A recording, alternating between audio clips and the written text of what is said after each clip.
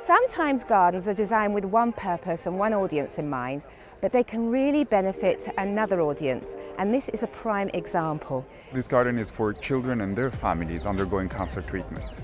But it's also hugely accessible for someone like me or someone in wheelchairs because of the way that you put it together. To prove point, here it is.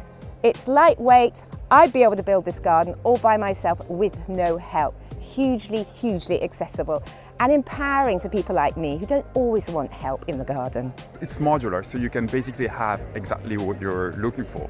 I really thought that different heights were really important for the garden because it's different ages, but it's also different approaches to the plant. And with keyhole gardens, the idea is that the access is very easy.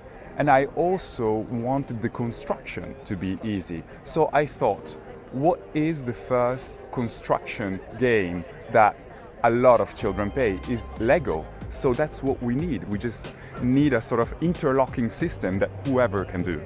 If you find watering difficult, something else that will help you is the system in the middle of the beds. In each raised bed, there is a watering system made with porous terracotta. Right now the pots are open because we're just collecting rainwater, and here you can see all the rain that came in the past 2 days. Yeah, loads. And as soon as the sun comes, well, we're just gonna close the lid like that. So there is no evaporation, and then the water will just filter through and leach into the soil to nourish all the plants around it.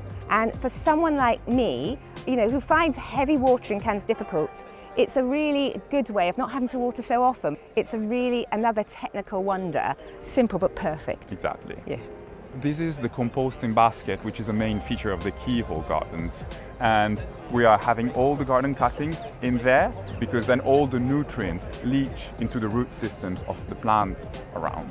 So this is like a mini compost area, and so I can put any clippings I've got into there and it will feed the soil, and that makes it easier. So if you find hiking all your rubbish from your garden difficult, it's really simple because it's all on the bed. It feeds the soil and it feeds the plants. And I think this is a really innovative and important garden. So what's happening with it next, Giulio? Well, all the garden and the blocks, they are going to the RHS Wisley.